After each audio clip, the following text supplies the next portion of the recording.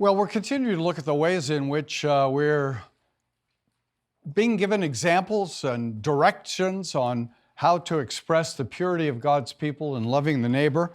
And some of them are unique to the historical setting of Israel in the wilderness and moving towards the promised land. Some of them are obviously very useful and relevant for today, but all of them help us to see God's concern for the purity and holiness of His people. And that continues as we look into the purity of relationships that we find being discussed in the latter part of Deuteronomy 23. And again, just taken by themselves, they can leave us with a feeling that they're unconnected, and in some ways they are. But each of them talks about that love in terms of relationships, and I want to just pick out a few of them to comment on. Deuteronomy 23:19 is perhaps particularly interesting for a historian because there the law says, "You shall not charge interest on loans to your brother, interest on money, interest on food, interest on anything that is lent for interest. You may charge a foreigner interest, but you may not charge your brother interest, that the Lord your God may bless you in all that you undertake in the land that you are entering to take possession of it." So here is a teaching, a clear teaching about interest, a teaching about interest that says how you treat your brother Israelite is to be different from the way in which you treat the foreigner. And whereas you can make money off the foreigner by charging interest, you may not make money off the brother by charging interest. And what that meant as Christianity became the dominant religion in the ancient Western world and on into the medieval world is that this law was taken over quite literally by the church. And the church said Christians could not charge interest to one another. Well, that very much complicated efforts at any kind of commerce or development of business, because very often to develop commerce you have to borrow money, and people aren't interested in lending you money most of the time if you're not willing to pay them some interest for that money. And so one of the ways that the medieval church got around this was they let the Jews charge interest because the Jews weren't brothers in the church.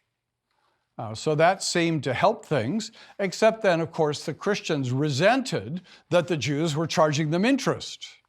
And it contributed to the rise of anti-Semitism in the Middle Ages. So the poor Jews were sort of trapped into a role by the decision of the church, and then Christians were mad at them, really, for the decision of the church.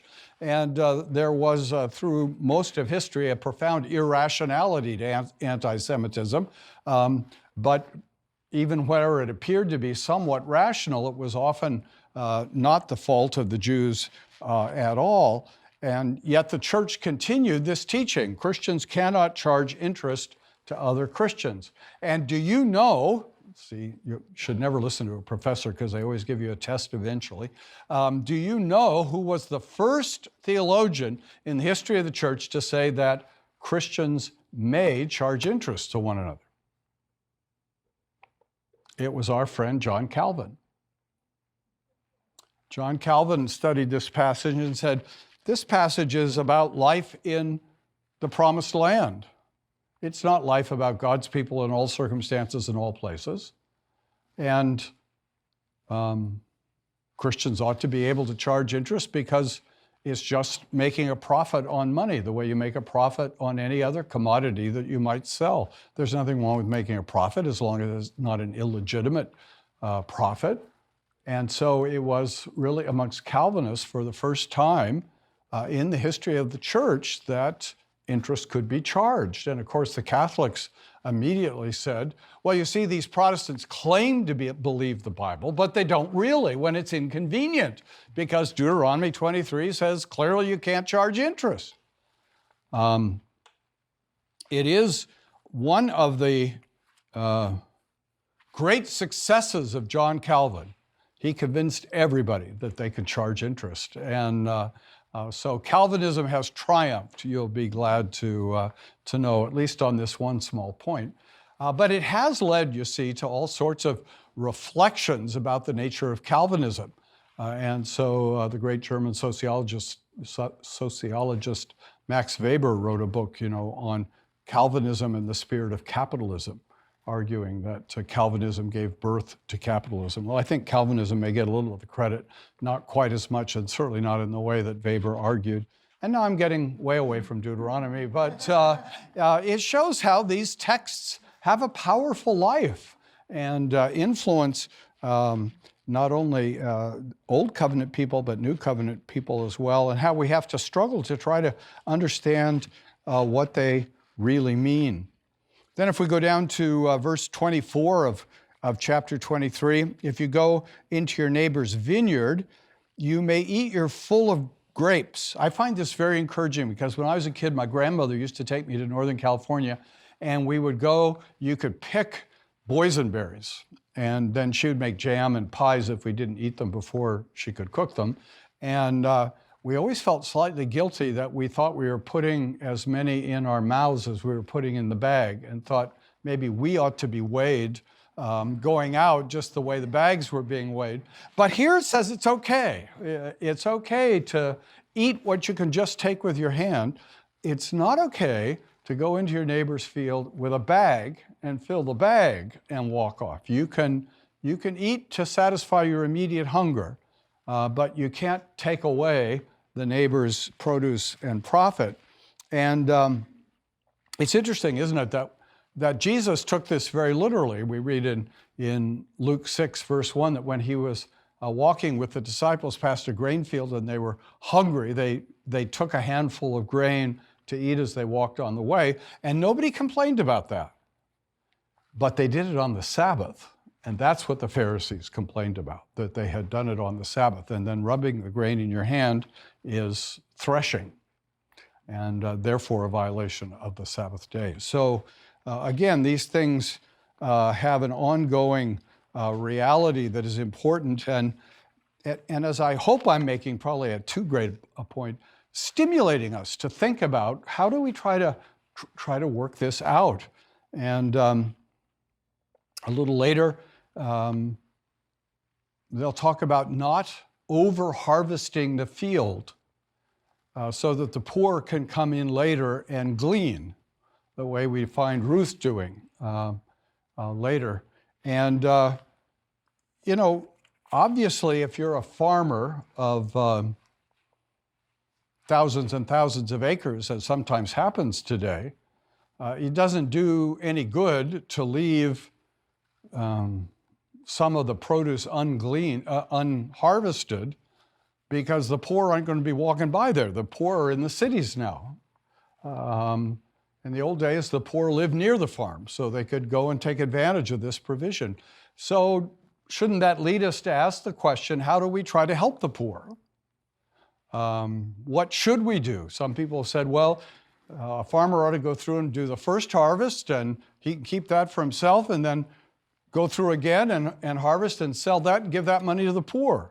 I'm not saying that's required, but it's a creative thought about what ought we to be doing here, and to what extent is this a direction of kindness in the management of property intended for the whole society today, and to what extent is this directed primarily for the church today? Again, something we should think about, we should talk about. And I think part of what's frustrating is in our contemporary politics, people don't seem much inclined to talk about anything in a dispassionate and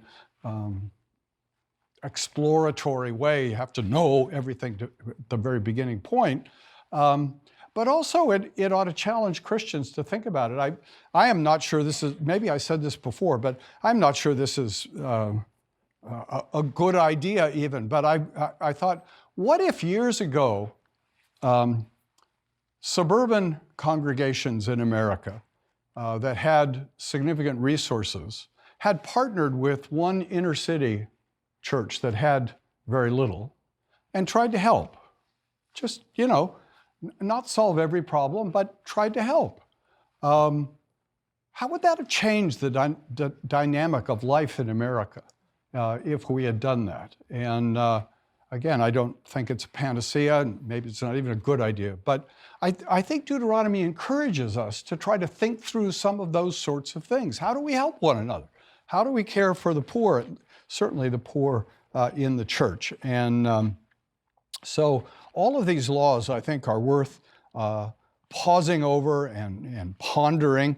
That leaving of crops you see in Deuteronomy 24:19 and following. And then if we go to verse 20, chapter 25 and verse 4, you have another of these verses that just sort of stand out by themselves. They don't seem particularly connected to anything. You shall not muzzle an ox when it is treading the grain. You shall not muzzle the ox when it is treading the grain. And now again, I'm not a farm boy. I have no idea how much an ox will eat when it's working. And I can understand some farmer thinking, that ox is eating too much of the profits while it's treading the grain, while it's helping with the harvest or the threshing. I'm going to muzzle it so it can't eat my profit. And so one use of this is you can't be cruel to animals. Probably it's practical as well as kind. It's probably practical to keep your ox healthy by feeding him and not starving him. But what's intriguing, and maybe you've thought of this already, is that this verse is quoted in the New Testament twice to prove that preachers ought to be paid. Now, you might think, what is the problem with the Apostle Paul that he's quoting Deuteronomy 25, verse 4, to prove that preachers ought to be paid? But he does that, 1 Corinthians 9:9 and 1 Timothy 5:18. Clearly, he's taking a narrowly focused law and asking, what's the principle behind it? Now, one might think, well, the principle is preachers are a bunch of dumb oxes, and that's true occasionally. But I don't think that's the point that Moses is making or Paul is inferring. What's being said here is whoever's doing the work ought to be, in some sense, compensated out of the work he's doing. Even an animal, but a human as well. There ought to be just compensation for the worker. And the old great joke at ordinations, it's always told, where people pray that the Lord would keep the preacher humble and they would keep him poor. But Paul is saying, no, the preacher deserves to be paid. Everyone deserves to be paid. It's not just the ox and the preacher that this applies to, but you see, it's a general principle that there needs to be a fairness in compensation for the workers. And so Deuteronomy, again, as I say over and over again, is constantly causing us to reflect on what is an expression of love and purity as we do our work. Now, the very last paragraph of this section on laws to the neighbor, I'm actually not sure whether it properly belongs to being the last section of love for the neighbor or the first section of warnings. I finally decided I think I'll put it in the last section of love to the neighbor, even though it's slightly strange, because if we were to do a chiastic study of these chapters, I think we could say that this last paragraph in chapter 26 has a certain kind of resonance with the first paragraph at the beginning of this section in chapter 19. The first section is on cities of refuge, where someone guilty of manslaughter, unintentional, can flee and be safe. And now at the end, it's an order to wipe out a certain person. So there's a kind of contrast between that beginning and that end. And here too is a case worth pausing and pondering. Remember, this is Deuteronomy 25, verse 17. Remember what Amalek did to you on the way as you came out of Egypt, how he attacked you on the way when you were faint and weary and cut off your tail, those who were lagging behind you, and he did not fear God. Therefore, when the Lord your God has given you rest from all your enemies around you in the land that the Lord your God is giving you for an inheritance to possess, you shall blot out the memory of Amalek from under heaven. You shall not forget. Now that may strike you as a strange way to begin a section on loving your, or to end a section on loving your neighbor. What's going on here? And here again, I think, as we reflect on this, ponder this, study it, it comes through with a message that's of some importance. When I first taught through Deuteronomy in my Sunday school class at home, I got to this paragraph and I was in a hurry and I scratched my head, so I did what every smart teacher does in a circumstance like that. I skipped it.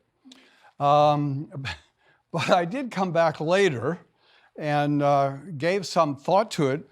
And again, as a historian, it made me think of a comment attributed to Harry Emerson Fosdick, who in the early part of the 20th century was one of the leading liberal theologians. And he preached a famous sermon attacking the fundamentalists called "Shall the Fundamentalists Win?" Well, he also observed once that who cares about the Jebusites? Making the point there's all this junk in the Old Testament nobody cares about, it's a waste of time. And so I titled my sermon that I preached on the Amalekites, Who Cares About the Amalekites? Should we care about the Amalekites? Who are they? Are they worth our time to think about? Why does Moses stick this in here? Well, I think we should care about the Amalekites. Not just because God cares about them, although that's always a good reason to care about things. Who are the Amalekites? Well, they feature in a very important moment in the history of the Old Testament. The Amalekites were the ones who led Moses to hold up his hands to pray for victory. You remember that great scene where God has said, I'll give you victory over your enemies, but you need to pray to me, Moses. And the battle went on so long that he couldn't stand anymore. He couldn't hold up his arms anymore, sort of the way I feel right now. And so Aaron and Hur came and helped him, held up his arms. Well, we remember that story, but maybe we don't always remember who the enemy was. Well, the enemy was the Amalekites. And Israel had left Egypt. Israel was in the wilderness. Israel was hungry and thirsty. Israel was discouraged. And in the midst of that struggle, the Amalekites are sneaking up from behind. They're not attacking from the front. They're not being brave. They're sneaking up from behind, and they're attacking stragglers in particular. And this obviously infuriates the Lord and infuriates him in his love for his people, his desire to protect his people. And so the Lord in Exodus 17, verse 14, declares this judgment: I will utterly blot out the memory of Amalek from under heaven. I think the Lord has succeeded in that. Most people have never heard of the Amalekites. And this is a judgment that God does not want Israel to forget. And we might say, well, you know, this is another of those problems, those moral problems in the Old Testament. Is this a loving God? Is this the way things really ought to go? Well, God has a purpose in his justice. He declares clearly they deserve this as a matter of justice. They have been unjust to his people. But God also shows us in his word that he is wise in insisting on this, because the Amalekites over and over and over again become a snare to the people of God, become an ongoing problem and temptation to the people of God. And so When we look at the book of Judges, we find that when Ehud fought against Eglon, king of Moab, who was helping Moab? It was the Amalekites. And when Gideon fought against Midian, who was helping Midian? It was the Amalekites. And then when we come to Saul, Saul fights, who does he fight? He fights the Amalekites at the order of God. And the Amalekites become a snare to Saul, because at the end of the battle, when the Lord has given Saul and Israel victory over the Amalekites, what does Saul do? He fails to carry out the judgment of God, and he spares King Agag. Maybe you remember the story of King Agag. When I started to do this study, I didn't remember that King Agag was king of the Amalekites. So it's the Amalekites again. It's Agag who is being spared. You know, kings don't like to kill kings because then some other king might kill them. And so if you're merciful to kings, kings might be merciful to you. But the Lord wanted the judgment carried out. And in one of the remarkable verses of the Old Testament, Samuel hacks Agag to pieces before the Lord. This is the judgment of God against the injustice of the Amalekites, but also against the threat, the ongoing threat that Amalek poses to Israel. And you remember what happens to Saul. Saul, at the end of his life, is defeated by the Philistines, and to avoid being captured, he tries to commit suicide, and he fails. And who kills him? An Amalekite. An Amalekite. So there's this reality that not only did Amalekites sin grievously against Israel, but the Amalekites have continued to be a snare against Israel. And at the very time in which Saul is dying and David is being raised up to fight the good fight, the Amalekites take off with some of David's wives and some of the other wives in Israel. And the Amalekites are still a burden, still a problem. And so we are told the story of how David pursues them, and David rescues those who had been captured. David despoils the Amalekites and puts an end to them and frees the prisoner and rewards the soldiers. He rewards the soldiers who went with him, and he rewards the soldiers who didn't go with him. The soldiers who fought were annoyed, but David said, all of God's people will profit from this victory.